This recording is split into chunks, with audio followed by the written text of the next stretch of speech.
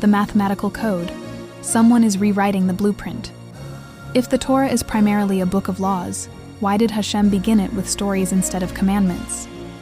This question has followed me for years. The first 66 chapters contain no laws at all.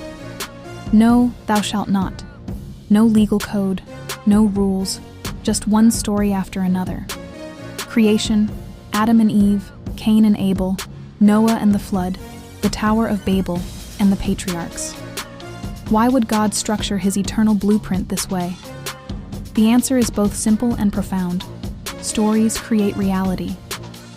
God did not legislate the universe into existence. He spoke it into existence. Let there be light. Let there be a firmament. Let the earth bring forth. The entire book of Genesis is the original software of creation, the Tree of Life blueprint. For the last 12 years, I have been studying with Rabbi David Foreman, Ephraim Polvinoff, Rabbi Mendel Kessin, and Professor Chaim Shor.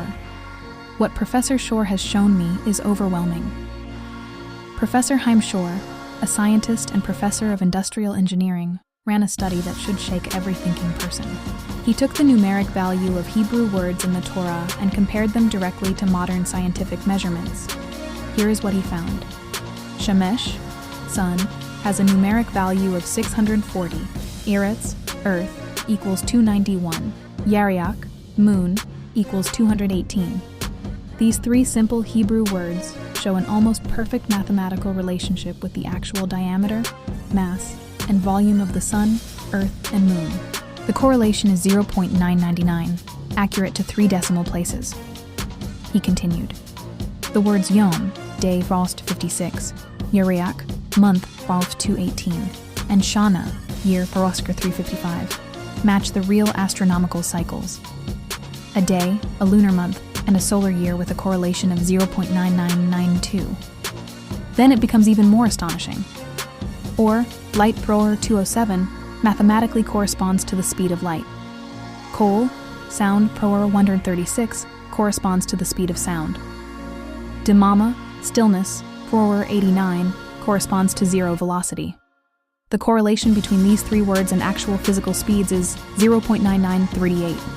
Professor Shor also discovered extremely strong correlations between the Hebrew names of the 9 planets and their mass, diameter, orbital angular momentum, and other physical properties. In several cases, the statistical probability that these matches occurred by random chance is as low as 0.0033%. He tested the 3 phases of water, ice, liquid, and steam, and their specific heat capacities. He matched Hebrew color names to their exact light frequencies and Hebrew metal names to their atomic weights. All of them showed remarkably high statistical correlations. One statement from Professor Shor stands above all the rest.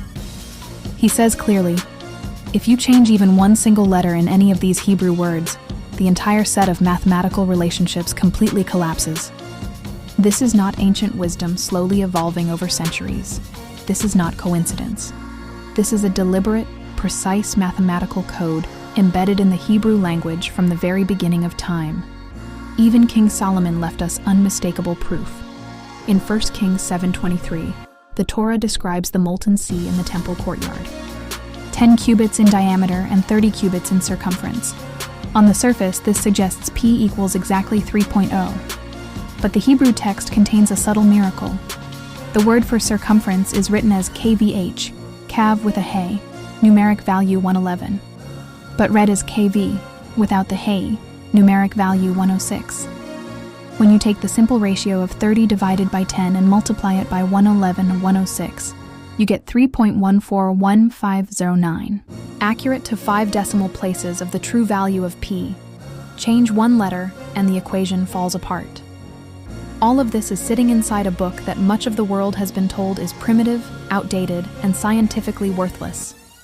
Meanwhile, mainstream science has spent decades rewriting history. They have hidden evidence, changed timelines, and insisted that ancient civilizations were primitive and superstitious. Yet we keep discovering that people who lived long before us possessed knowledge and technology we still cannot fully explain or reproduce today. The Jewish people have guarded this mathematical code for 300 years, while being told our tradition had no value.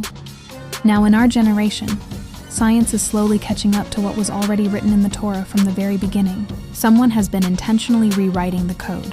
Just as mainstream archaeology rewrote the history of the Exodus to make it disappear from the record, mainstream religion rewrote the story of the Torah.